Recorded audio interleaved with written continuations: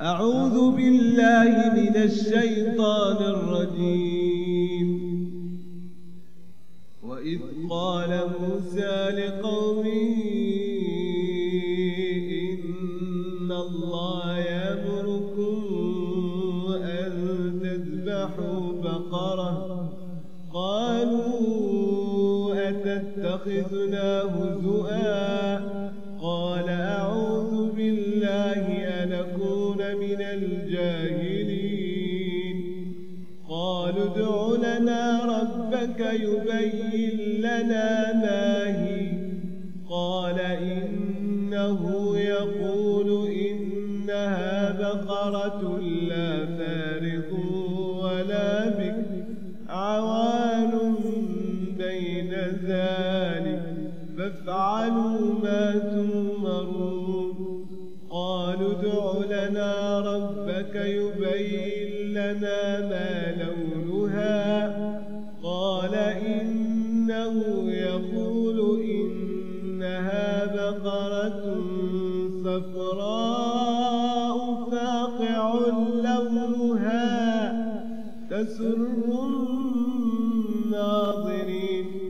قالوا ادع لنا ربك يبين لنا ما هي إن البقرة شابه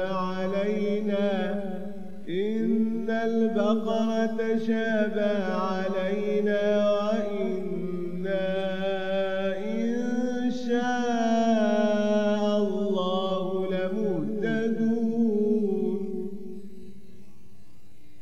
قال إنه يقول إنها بقرة لا ذلول تثير الأرض ولا تسقي الحرث مسلمة لا شية فيها. قالوا لا جئت بالحق فذبحوها وما كانوا يفعلون. وإذ قتلتم نفسا فادارأتم فيها والله مخرج ما كنتم تكتمون.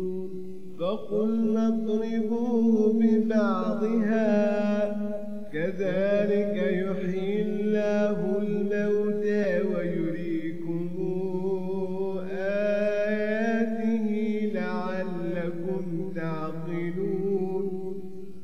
ثم قست قلوبكم من بعد ذلك فهي كالحجارة أو أشد قسوة. وإن من الحجارة لما يتفجر منه الأنهار